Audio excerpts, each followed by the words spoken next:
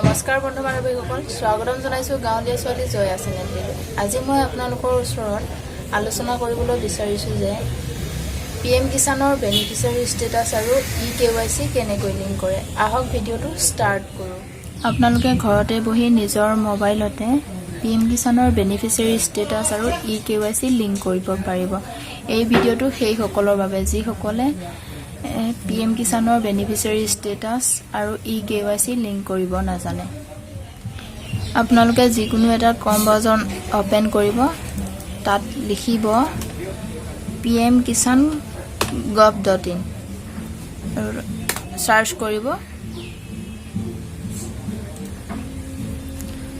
Search কৰাৰ লগে লগে আপোনালোকৰ সন্মুখত এটা ইণ্টাৰফেচ খোল খাই যাব আৰু ইয়াত বেনিফিচিয়াৰী ষ্টেটাছত যাব আৰু ইয়াত দেখিছে আধাৰ নাম্বাৰ আৰু একাউণ্ট নাম্বাৰ। যদি আপোনালোকৰ আধাৰ নাম্বাৰ লিংক আছে, আধাৰ নাম্বাৰ দিও চেক কৰিব পাৰিব, আৰু যদি আধাৰ নাম্বাৰ লিংক নাই আপোনালোকে একাউণ্ট নাম্বাৰটো দিও চেক কৰিব পাৰিব। ইয়াত একাউণ্ট নাম্বাৰটো ভৰাই দিব। ভৰাই দিয়াৰ লগে লগে গেট ডাটাত ক্লিক কৰিব।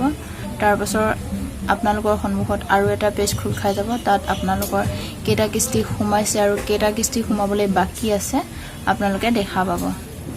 eKYC লিংক কৰিবলৈ আপোনালোকে কোনো ধৰণৰ বেলেগ ৱেবছাইটত যাব নালাগে। যিকোনো এটা কম ব্ৰাউজাৰ ওপেন কৰিব। ইয়াতে pmkishan.gov.in সাৰ্চ কৰিব।